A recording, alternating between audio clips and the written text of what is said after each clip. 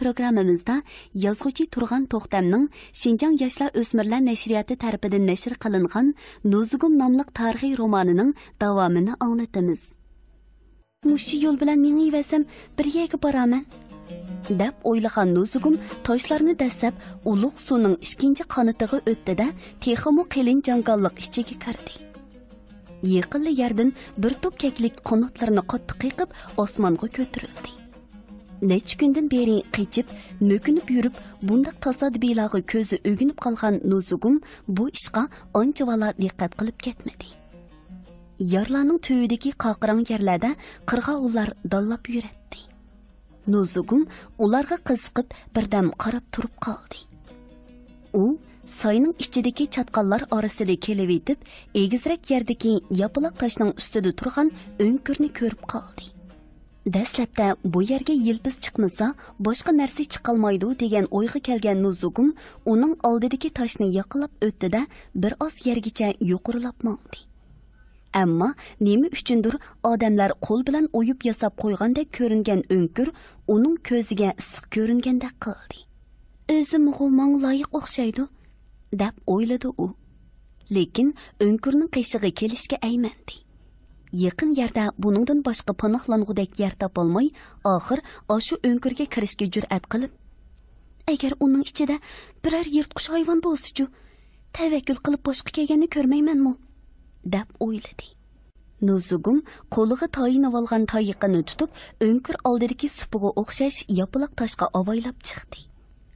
U o'nkir ichidan ov kuni qursiqini yerivatgala oz qolgan qovonga o'xshash yirtqich hayvonlarning biri chiqib etilamdikan devidi, lekin Xudoga shukri hech narsa chiqmadi. Nuzugum o'nkirning eg'izida xeylig'icha tengirqab turdi. Yaqin berib uning ichiga sinchilib qaragan edi, ko'zi yetgan yergacha hech nimani ko'rmay, asta ehtiyot bilan o'nkirning ichiga kirdi. Lekin yuragi qattiq so'qib qo'rqib tursimu, chapsonroq uning ichiga joylashib olishni o'yladi. Nuzugum o'nkirning ichiga kirgandan keyin tafsiliy qarab beqivedi, bu yerda hech qanday narsa yo'q ekan. U qo'lidagi tayoqni tashlab etib, mo'risidagi eg'ir yukni elevatgandek cho'nqur nafas oldida put qo'lini so'zib o'ltirdi va xeyli vaqtgacha o'rnidan qo'zg'almadi. Faqat harduqi chiqqandan keyinla to'rusi pakar, lekin ichi bir eg'iz o'ychilik bor o'nkirning ichiga yana bir qitim qaradi. O'nkirning kirish eg'izida ikki yapaloq tosh bo'lib, ichi yumshoq seg'iz to'pi edi. Yerda chechilib yotgan qil va tuklar bilan g'ojilab tashlab etilgan ustixonlarni ko'rgan Nuzugum, ehtimol bu bo'rlarning o'nkiridir degan o'yga keldi. Orqadan u nimali bo'lsa ichiga kirib oldim-ku, endi bu yana yo'lvoz kasimi bermasman deb o'zini xotirjam qildi. Nuzugum sirtqa chiqib, tollarning notalarini sundirib supurgi yasab, ondan o'nkirning ichiga suv chechib tozaladi. Qurugan tollarning shoxlarini yig'ib, o'nkirning oldiga o'tqalab choy qaynatdi. Nuzugum kechgacha tolada yurib muzlab ketgachga issiq choy ichib ezilib qoldi. Ko'zlari mugdashga boshladi. U bir qaytim sirtqa chiqib, ostiga selib yotqudek quruq cho'plarni akirdi. Bu chaqda o'nkirning ichi isib, ko'ziga xeylali illiq ko'rinib ketdi. U bugun kecha o'nkirning egilari kelib qolarmikin deb ansirivedi, rostili shundoq bo'ldi. Kechicha huvlagan bo'rlarning ovozi to'xtamadi. Yaqinli yerda yana bir mushukning ko'zlariga o'xshash porqirib turgan ko'zlar ko'rindi. Ular ya o'tdan, ya uning yenida o'ltirgan odamdan qo'rqdimi, o'nkir ichiga kirishga jur'at qila olmadi. Ba'zilari o'nkirdan neriroq yerda turib, qizil tillarini sangilatib o'tqa qarab turishdi. Ondan bir oz huvlab o'nkir tarafga yiqildi. Buni payqagan Nuzugum o't ustiga quruq shoxlarni ko'prak selib, yalqunjab yongan o'tlarni o'nkirning teshidagi yapaloq toshning ustiga surdi va qo'lidagi yo'g'on tayiqini ching tutib qarab turdi. O'zlarini bu soyning birdan bir xo'jayini hisoblagan bo'rilar bu nima vaqadir deb hayron bo'lgandek, ikkinchi qoptaldagi egiz do'ngga chiqib oldida o'nkirga qarab zo'ngziyib o'ltirishdi.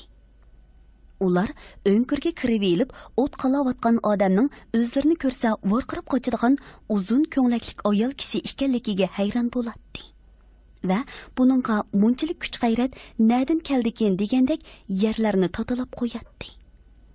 Ular mundaq beshida yog'liqi bor ayolning o'zlariga qarshi chiqolmaydiganligini yaxshi bilgachga, bu yerdan to'limu yiroq ketmay, u o'zimizni bo'shitib berar degandek atrofni cho'rgilab yurishdi. Bo'rilar Nuzugumning uvini bo'shitib bermaydiganligiga ko'zi yetib, tongga yaqin yana bir necha qitim g'azab bilan so'zib huvlidi-da, tirnoqlari bilan yerni to'tilib, qorlarni to'zitib, soydan yuqorilab, nagidur yo'qoldi. Nuzugum bu o'nkirga bo'rilar yana kelib qolarmi deb bir necha kungacha kechalari ko'ngli dakki-dukki bo'ldi. Ammo ular yenib kelmadi. Shuningdan keyin Nuzugum xotirjam bo'lib, bu o'nkirda xuddi heliqi bo'rlardek hayot kechirishga boshladi. U kungay tarafdagi qoptonlarga chiqib, keklik bilan chillarga qilta qo'yatdi. Ba'zida soyni tövallab oshliq yoki ko'kta terilgan yerlardan ozuq izlaydi. Nuzugum soyning tövan tarafidagi to'p qora yog'och qiyshig'i joylashgan mahalladan har kuni atiganda qo'ylarni haydab chiqadigan jo'g'i kichik bo'voyga bir necha kungacha zan qo'yib yurdi. O'gzisi Qashqar padisida tuzli yepilgan pakarg'ini uydan chiqadigan bo'voy bilan yog'liqining ustidan bostirib to'pi kiyib olgan mo'maydan boshqa kishi ko'rinmaydi. Bo'voy bo'lsa qo'ylarini dastlabda oshliqqa yig'ishtirilib bo'lgan engizliqqa apparatida kun issig'anda o'zi turgan o'nkirning to'van tarafidagi qoptalga akilib o'tiltatdi. U qo'ylarini kechqurunlikqa haydab akitatdi. Uchisiga yoqisi yo'q uzun chapon kiyib, belini kandir yipda bog'lab olgan mo'may axlat yundi to'kadigan chaqdili sirtqa chiqmasa, boshqa vaqtda uyida bo'ladi. Nuzugum qo'rsiqi echib, o'ziga oziq topolmagan kunlari bu mahallaga tavakkul qilib kirib beqishga tamshilatdi-yu, lekin jur'at qilolmaydi. U bo'voyning uyiga yaqin bir daldiga kelib, tafsiliy bir qarab chiqdi-da, ular biz haqlardan o'xshaydi degan xulosaga keldi. Shuning bilan u uyga texmu yaqinroq berish o'yiga kelib, oldiga qarab bir necha qadam ilgirlaydi, tomning daldisida yotgan bo'rdek yo'g'on itni ko'rib, orqasiga qaytdi. U bir necha kun yo'g'on toshning daldisida mo'kinib elib, qo'ylarni haydab, o'ziga yaqinli keladigan bo'voyga alohida zan qo'yib qaradi. Nima uchundir bo'voyning kumushdek oqargan soqol buridi. Qopiqini yepib turadigan qilin qoshlari bilan yo'g'on ko'zlari dodisini aslatdi.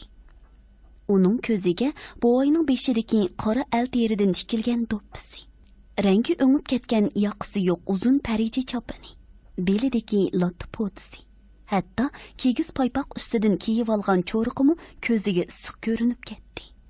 U bir necha qitim yo'g'on toshning kaynidan sakrab chiqib, bo'voyning bo'ynini quchoqlamoqchi bo'ldi-yu, lekin o'zining qochqun ekanligi esiga tushib to'xtab qoldi.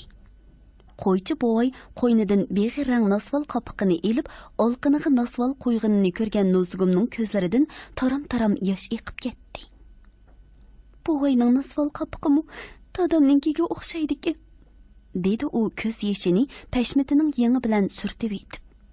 Nuzugum bugun toqat qilolmadi-da, o'rnidan turib tosh ustida o'ltirgan bo'voyga yaqinlashdi. "Assalom bo'va." Amdila nosval chekishga boshlagan bo'voy osmondan tushgandek paydo bo'lgan bu ayolni ko'rib, shunda hayron bo'ldiki, qo'lidagi nosval qapoqning yerga tushib ketganini sezmay qoldi. "Voy, sen nereden kelib qolding?" "Va alaykum assalom. Hozirli qarg'inimda bu atrofda hech kim ko'rinmagandek qilib edi-ku." Nima qilishini bilmay tamtirab qolgan bo'voy huduqib so'zladi. Bo'voy qo'lini egiz ko'tarib, nemalarnidir pichirlab o'qib, yuz soqollarini siypadi. Nuzugummu tangla qo'lini egiz ko'tarib, yuzini siypadi. "Hay qizim, Xizr haydab kelib qolmagansan bu yoqqa. Qayoqdan paydo bo'lib qolding?" Bo'voy yerga tushib ketgan nosval qopiqini olmayla, yana kayniga bir ikki qadam chekindi. U bu tavada yashayotgandan beri uchisiga munda qol qizil rangdan pashmat, beshiga qunduz to'pa, yeshil ranglik ishton, putiga chetik kiygan ayol haqni uchratmagan edi. U ko'zlarini chimchiqlatib, Nuzugumning bug'doy o'nglik yuziga, qangsharliq burniga, o't chaqnab turadigan yo'g'on qora ko'zlariga. Qopqini yumsa, bir-biri bilan kiralishib ketadigan uzun kirpiklarga hayron bo'lib qaraydi. Bu menga ko'rinayotgan jin yoki pari bo'lishi mumkin. Nuzugum bo'lsa, bu oyning rostilla Uyg'ur ekanligini bilib, xushalliqida uningga yaqinlashdi. Qo'rqmisizlar bova, men Mo'ng'ullardan qochib, cho'l boyavallarni makon qilib yurgan bir musofirman. Bovay bu gapni anglab, bu haqiqatan odam ekan-ku degandek qaytadan as-hoshini yig'ib, Nuzugumga bir ikki qadam yaqinladi-da, uning go'zal chiroyiga, hatto kelishgan bo'y bastiga qaytadan ko'z yugurtdi. Uning atrofida kichik boladek oylanib, uni tafsiliy ko'rib chiqdi. Ondan u: "Voy, sen 3-4 haftadan beri Sulullo izlab yurgan Nuzugum emas tursan?" Nuzugum o'zi haqidagi gap so'zlarning bu taraflarga mu yetib kelganligini tushundida cho'nqur nafas oldi. "Ashu Nuzugum, men bo'laman bova." O'ziga ochiq chiroy javob qaytargan bu qizning yirtilib ketgan kiyimlariga qarab, buvayning qalbi hayajonlandi. "Qizim, ilqi Somoldagi Motibu degan sulunni bo'g'izlab etib qechib ketgan Nuzugum, rostlisanmi?" Bovay ballari inchiki bu juvonning qo'lidan unchalik cho'ng ishlar kelmas degandek editlab so'radi hamda uning javobiga bir ishonmagandek, bir hayron bo'lgandek kuldi. "Biz sening to'g'rondagi gaplarni Qashqarlik sodigar Eminaxundan anglaydik. Shu anglig'inimiz rostganda." "Qaysi Eminaxunni da'vatidilar bova?" "Bu yoqlarga Qashqardan kelib, ma'li-ma'lilarni orlab, so'da qilib yuradigan Eminaxun degan bir suyuq odam bor. Bir qancha kunlik muddat bilan yurtga qaytdim deb yo'qolib ketib edi. Yaqinda yana paydo bo'lib qoldi. U seni tunayman degan taqilib edi-ku." "Pakar bo'yliq, beshini bir yonga qiyzaytib mangadigan odam emas-tu?" "Ha, shu. Dal o'zi. Mening ayolimga gap o'gitib, uni yo'ldan chiqargan oshu Nuzugum. Shuning gapi bilanla mening ayolim xon yayloqda menga qaramay qo'ydi deydi. Bu mahallarga kelib, sen to'g'riliq har xil gaplarni tarqitib yurgan oshu."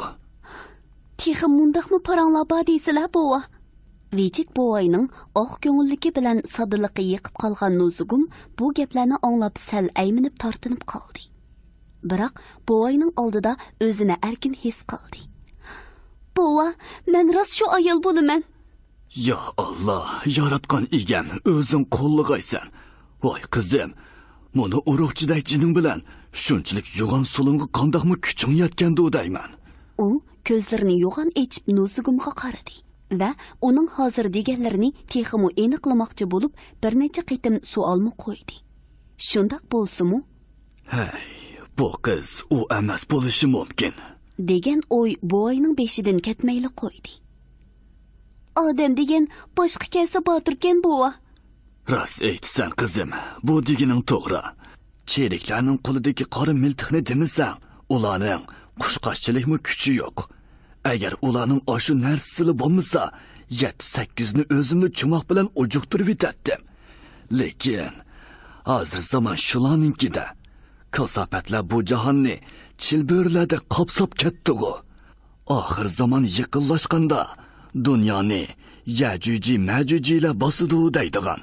Shuningga qaraganda oxir zamon yaqinlashib qolganmi nima? Hey, shuncha nurg'un Mo'ng'ullar bu qizga ega bo'lolmagandan keyin ularmi chog'liqgan. Mana seni uzundan beri 200 dan ortiq sulun Eli daryosidan tortib, tam mushu Ketman tog'larigacha bo'lgan orliqni itdek so'kildab, tentib yurdi. Ular seni mumkin olgan bo'lishi mumkin deb, bu tavada o't qo'ymagan yerlari qolmadi. Bu gaplarni anglab Nuzugumning ko'ngli ansirab qoldi. Bovay Nuzugumga zo'q bilan qarab yana so'z oldi. "Ularni tutib bermay yurganingga qarab, seni qaysar qizgan deb o'ylaydim. Rost shundoqkansan. Shuncha vaqtdan beri nalarda yurib jon saqlading?" "Ishim cho'llarda, chiyim ko'llarda ekan bova. Xudoyim bandasini rizqsiz yaratmaydi ekan." "To'g'ri deding bolam. Lekin bu tavada sen turmoq, men deb ko'ksiga urgan yigitlarning yoshirinib yurishi oson emas." "Voy qizim, qo'sqingni ichib ketganda haqiqatan. Men seni quruq parang bilan tutib turganimni qara. Ana avu top qor yog'ochning qishida ko'ringan uy, bizning uy. Yurgan, berib choy ichayli. Bovay bu so'zlarni aytishni aytdi-yu, ammo buningdan bir necha kun ilgarila so'lun nökerlarning Nuzgumni izlab uyiga kelganligi yodiga tushdi. Ha, rost. Seni izlab bu taraflarga yilqi so'lunning odamlari kelib ketdi. Paxas bo'lmasam, ko'rib qilishi mumkin jumo. Men sizlar tarafga borganim bilan ular rostali ko'rib qilishi mumkin bova. Bir hisobda bu deganing to'g'ri. Qishning bu sovuqida qayalarda tunab yurasan? Sayning ichidagi toshlarning kamarlari mening makonim bova. Men hayotimda talay odamlarning jabr jabo chekib, qiynalganlarini ko'rgan bo'lsam-mu, sana o'xshash ojiz kishining mushundaq sovuqda uy makonsiz yolg'iz yurganini ko'rmagan edim. Quloq burunlaring qaridib qopdi. Ushib ketganmi nima? Ha? Men seni hozir uyga boshlab borganim bilan qo'lim qo'shilib ko'rib qilishi mumkin. Uningdan ko'ra, sen mushu qo'ylog'i ko'z qiringni silib, toshning daldisida o'ltirib turgan. Men uyga berib, sana yigudak bir narsa akilay, ha? Ma'qul bova. Bovay tayiqini qo'ltiqiga qistirib uy tarafga ittik mengib ketdi. Nuzugum bu bovayni uchratqiniga bir ishonsa, bir ishongusi kelmaydi. Haqiqatan meni uningga emas, uni menga Xizr haydab akeldi-ku. Deydi u ichida. Bir turib, bovay uyiga berib, mening qechib mökinib yurganimni Sululag'a deb qo'ymasa bo'ladi-ku, deb andishi qiladi. Oxirida, yo'q, mundaq oq ko'ngil odamlar hargiz sotqinlik qilmaydi, deb o'z ko'nglini o'zi paslaydi. U xatolashmabdi. Bovay qandoq chopsan ketgan bo'lsa, shundoq chopsan qaytib keldi. Qizim, avval buni parijini kiyib olg'ina, muzlab ketibsan. U astar orasiga yungselib, qo'lda shirilgan uzun chopon bilan Nuzugum kunda degudak mo'mayning beshida ko'rib yurgan to'pini xurjunidan chiqardi. Rahmat bova. U qilin va uzun choponni kiyib edi, a'zoyi badani go'yo o't yoqqan uyga kirgandek isib qoldi. Ishchi cho'nqur to'pini bo'lsa quloqlargacha cho'kirib kiyib oldi. Amdi qizim, buni yerga kep o'tir. Mo'mayga sen to'g'riliq gap qilib berib edim, to'limi xushal bo'lib ketdi. Hatto oyamga deb saqlab yurgan narsalarni chiqirib, bir qapoq choy etib berdi. Tala tuzda yetib qopib, tunab yurib, issiq choy ichmaguningga xeyli vaqt bo'lgandi haqachon. Bovay qapoqdagi ho'ri purqirab turgan choyni oypang hejriga qo'ydi-da, xurjundan olgan to'qashlarning birini to'tga bo'lib o'shitib qo'ydi. Kel qizim, kambag'alning bir to'yg'ini boy bo'lg'ini deydi. Qani, oldirmay o'ltirib, qo'sqini to'yg'izib ol, ha. Mo'mang oqshomlikqa ochiq-chuchuk osh etib qo'ydigan bo'ldi. Qarong'i tushib, al oyig'i besilganda seni uyga akitaman. Nuzugum yumshoq to'qash bilan issiq choyni rohatlanib ichdi. Peshonasi bilan bo'yinlaridan unchidek yaltirgan tarlar chiqdi. Dalada yalang yirtiq kiyimlar bilan yurib, tozimi muzlabsan-da, ha? Elimi Xudo saqlab, ushib qolmabsan. O'zing asli nerdan qizim? Qashqardagi buloq peshidan bova. Voh, tozimi yiroq yerdan kelibsan-da. Manjula Qashqar tarafdan minglagan qizlarni palab eliga akapti degan so'zlar tarqalib edi. Shu gaplar rostganda otaning bo'g'idi qizim. Onam kichik chig'imda o'lib ketgan ekan. Dadamba uning bo'yturqidan tortib chiroy shakligacha siliga o'xshaydi. Boyi silini ko'rganda dadam esimga kelib ketdi bova. Ko'p jafolar tortibsan qizim. Ammo mundaq eg'ir kunlar hammamizning beshiga keldi. Mana bizmi oqsudin bo'lamiz. Nima? Oqsudin damla bova? Ha. Men shu oqsudin qizim. Tegini surishtirsak, hammamizning yildizi bir yerdan chiqadi. Buningdan 60-70 yil ilgari Manju amaldorlari bizning ota-bobolarimizni sama o'xshash mushu taraflarga pog'lab, o'zlari uchun ochliq, malvaralari uchun yam bo'g'iz targizgan ekan. Shuningdan tortib, hozirgacha bizni nima kunlarni boshdan kechirmadi deysan. Ota-onamiz shuncha yil yashagan bo'lsa-mu, bu yerlarga o'ginanmay, Oqsuga ketishni orzu qilib dunyodan o'tdi. Biz bo'lsak, ashu ota-onamizning qabrisini yetimsiratmay qiyryapmiz. Cho'ng o'g'lim buningdan 25 yil ilgari Oqsuga ketaman deb G'uljiga borganda, Manjula uni bir necha yigitlar bilan olvonga tutib, sepil so'qtirg'ili ishkirga akitibdi. U shu ketganchi kammidi. Kelganlardan surishtirsam, tom besib o'lib ketibdi. Biz hatto uning o'ligini ko'ranmidik. Bizmi boshqa Uyg'urlarga o'xshash jon qochirib, tog'i yaqilab, g'arbga siljib, mushu yerlarda makallab qoldik. Sen qechib kelayotgan yo'lning tog' bag'ridagi parcha-parcha mahallaning ko'pchiligi degudak, shu zamonlarda alt shahar taraflardan ili tavasiga polangan Uyg'urlar makon qilib gullatgan yurtlar. Shunga bu taraflardagi ba'zi yerlarning nomlari o tarafdagi yurtlarning nomlari bilan o'xshash. Bizmi cho'ng o'g'limizdan ayrilib, avu ko'rinib turgan Katman teg'ining bag'ridagi yezlarda ishimiz ro'noq topmagandan keyin mushu yerlarga kelib qoldik. Kenji o'g'limiz hozir shu yerdagi bir amaldorning melini beqib, chakar bo'lib ishlayotdi. Boyning so'zini anglab o'ltirgan Nuzugum bu taraflardagi Uyg'urlarning muholi xarob ekanligini tushundi. Bu Aysham Uyg'urlarning ko'pchiligi g'arbga ketib borgudek, shuningga qaraganda u taraflarda kangirchilik o'xshaydi deydi. Muni Boyning so'zlariga qaraganda bu yerdagilarning ahvoli chaqliq ekan. Bowa, bu yoqlarda Olmali degan yer bor deb angladim. U qaysi tarafda? Aytishlarga qaraganda Munu tarafda o'xshaydi. U yerga bir necha kunda boramish. Qizim, o'z makonidan to'zg'an odamga qayerda yashasimi, baribir degina. Hozir qayerda ro'noq topqili bo'ladi deysan. Hammali joyda belik cho'ning hayot kechirdigan zamoni bo'lib qoldi-ku. Men texi yaxshilik bo'lsa, alt shahar tarafda deb yuratdim. Rost aytdilar bova. Biroq hozir u tarafdagi xalqning turmushi intayin eg'irlashib ketdi. Bovay Nuzugum haqida tarqalib yurgan paranglarni necha qaytim anglagan edi. Ba'zilari uni o'qimishliq ayolkan desa, ba'zilari uni parizodek chiroyliqkan deyishadi. Yana ba'zilari bo'lsa, u ayol qilichvozkan. Monjularning 10 cherikini yolg'iz o'zi o'ltiribdi deydi. Oqsuliq bovay Nuzugum bilan xeyli uzun paranglashib o'ltirdi. Nuzugummu necha vaqtdan beri mungdashqudek odam uchirtolmay yolg'iz yurib, zerikib ketgan edi. Shunga bovayning so'zlari uningga bek yiqib ketdi. Vaqt xeyli bir yerga berib qoldi. Men qo'ylarni qo'rg'i sulib etib, al oyig'i besilganda sening qishingga kelaya. Ma'qul, bo'ladi bova. Mening etim Gulmat qizim. Bu tarafning odamlari Gulmat bovay deb atishidi. Bo'pti qizim, bir yoqqa ketib qolmay turib tur amisa. Yo'q, ketmayman.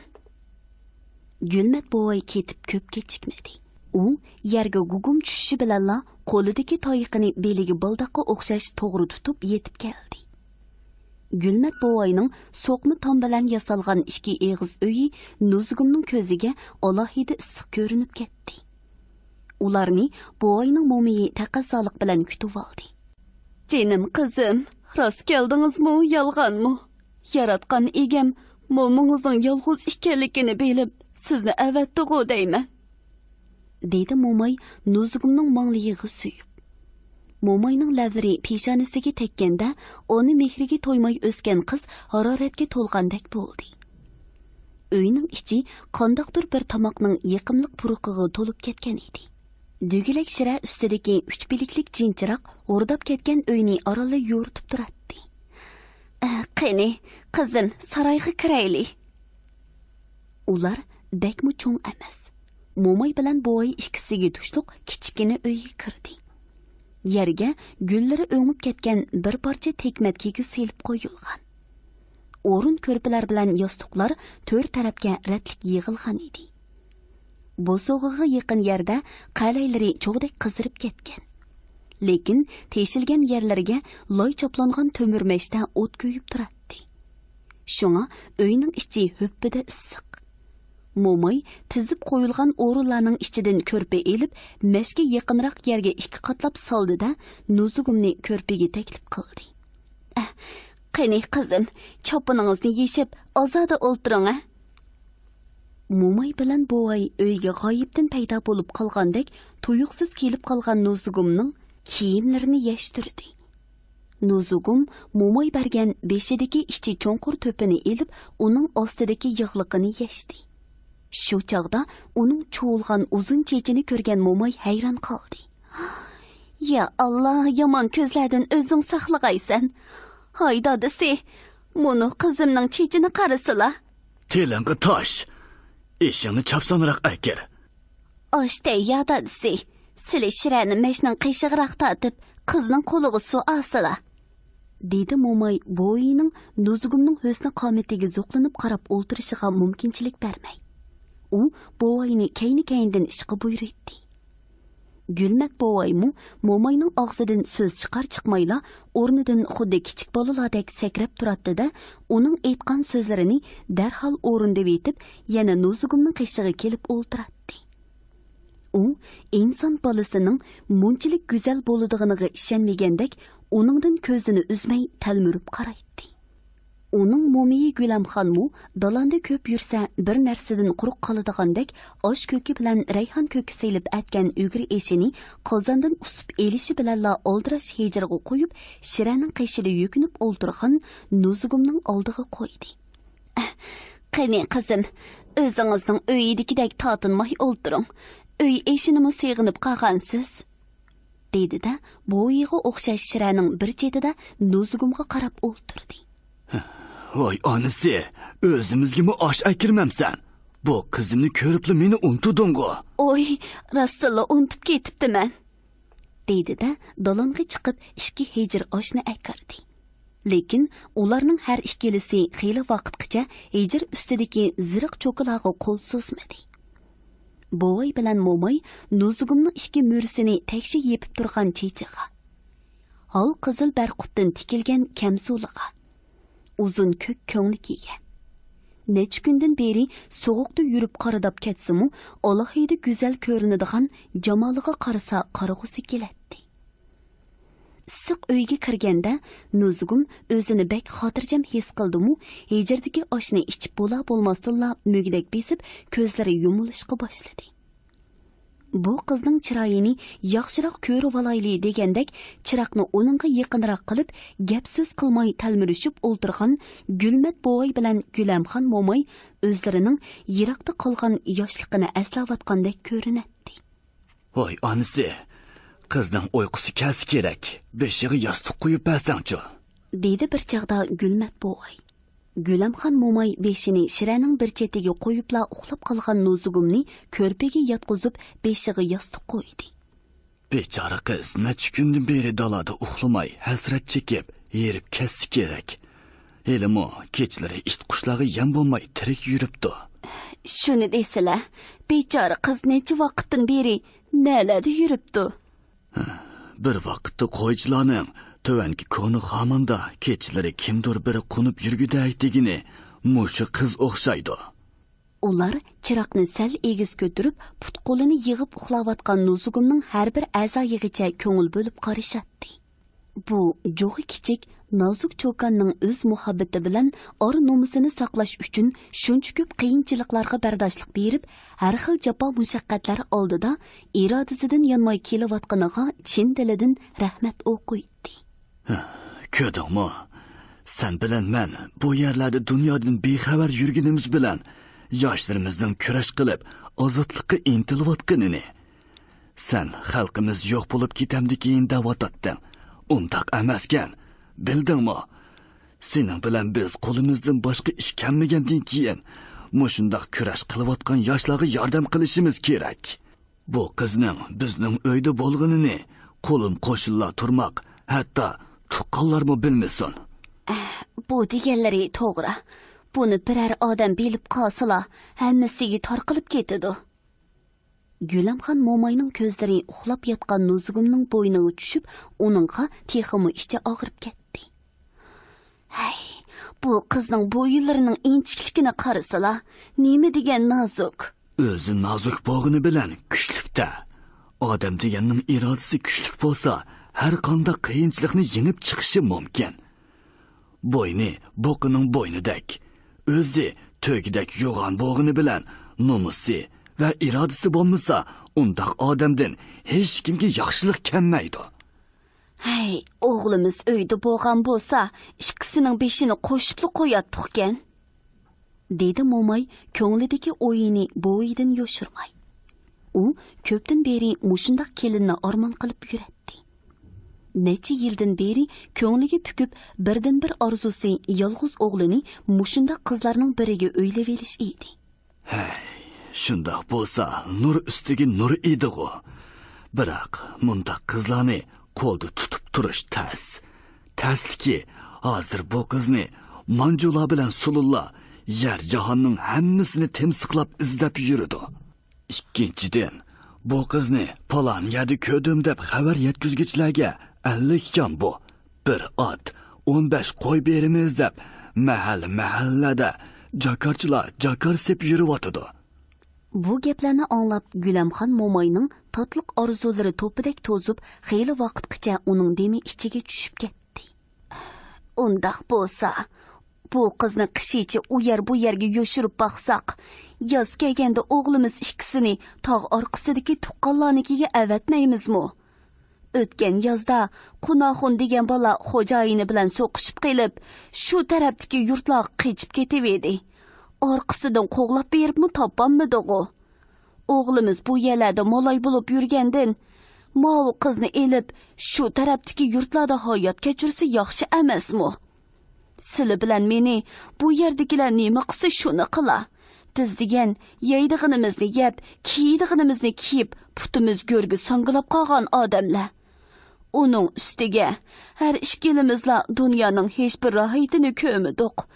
Endi o'g'limiz bilan mush qiz ikkisi bo'lsa-mu, erkin yashab hayot kechirsa deyman-a. Nozugumni ko'rganda Gulmat buvaymu mushu haqda o'ylangan edi.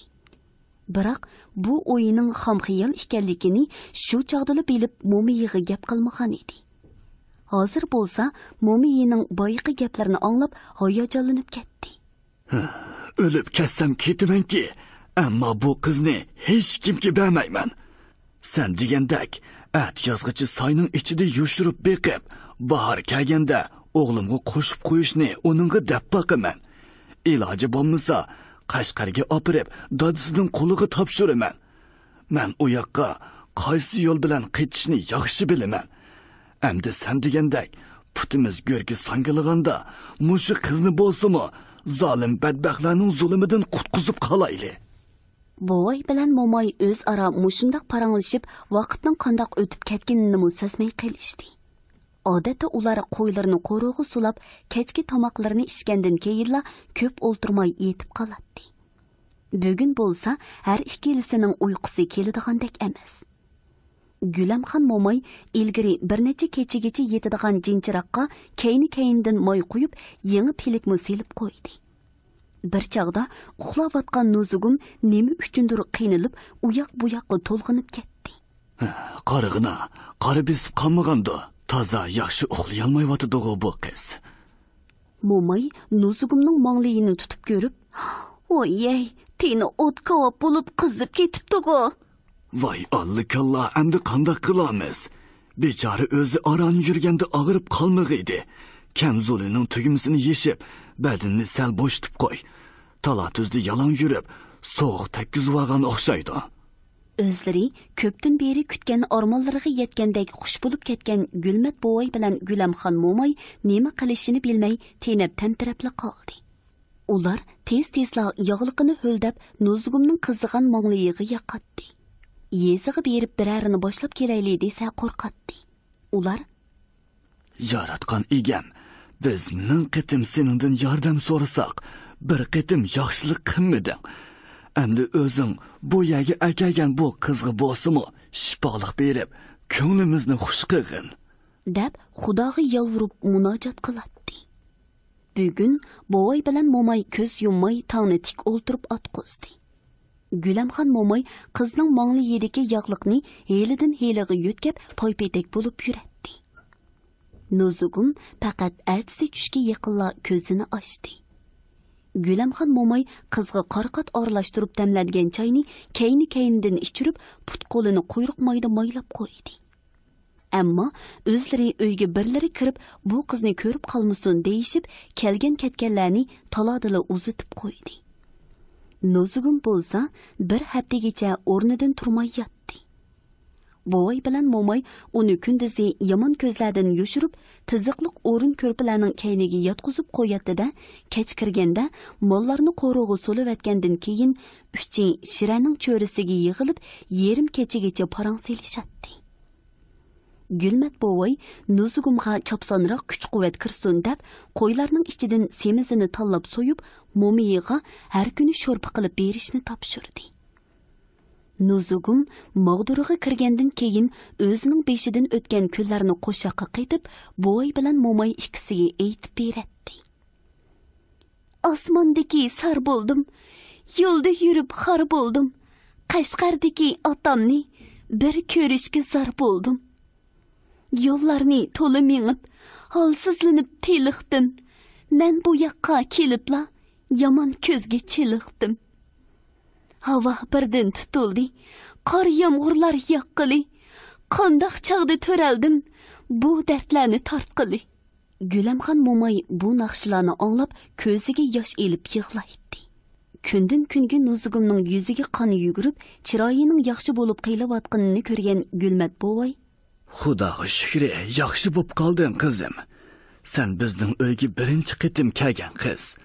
Mo'mang sapli o'g'il tuqqan edi. Shunga sening saqayib ketishingni yaratgan egamdan kech kunduz teledoq. Sening bilan bizning uyimizga barakat, issiqchilik kirgandek bo'ldi. Mo'mangning qo'li bo'shib, yetishibli qoldi. Sening bu yerda turib qolganingga mo'mang ikkimiz bak xushal edik. Biroq heliqi sulun deganlar bu atrofda timsiqlab yuriyotdi. Tunagilla bog' katmanga kelib, xalqlarning uylarini oqtirib ketibdi-dak. Bugun mol beqib etib, bir necha sulun cherikning soyni yoqlab, tog' tarafga ketib borganini ko'rdim. Ular uyda parang selishib o'ltirganda taloda birining uyini anglandi. Buvay darhol sirtqa chiqsa, ho'ylada turgan odam, "Ha, Gulmatka, birlari sizlarning uyda yuchin odam paydo bo'lib qopti deyishidi. Kim u?" Nuzugum toshqaridan anglangan bu tonish ovozni anglab, eshikning yo'chiqidan qarab edi.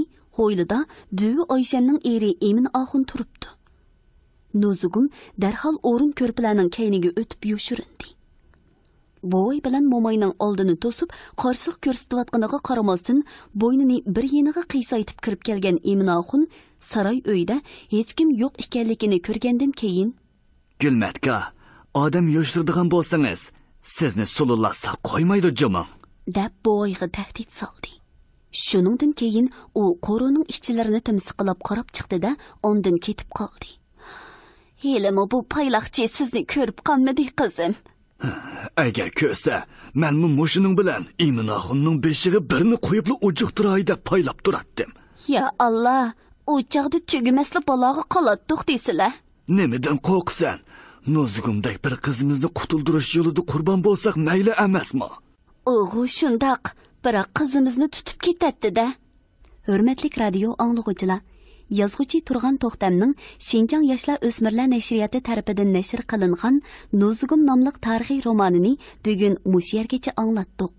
Davomini ertadagi programmamizda anglag'aysizlar. Bugungi programmamizning diktorlari Mahira Abdurashid, Shuhrat Abdurahmon, ovoz texniklar Po'lat Tursun, Tahir Yasin, mas'ul muharrir Ilhom Mahmud, Abdurasul Abdurahim, bosh nazoratchi Gulbahor G'upur. Bugungi adabiy anglatish programmamiz mush yerda oxirlashdi.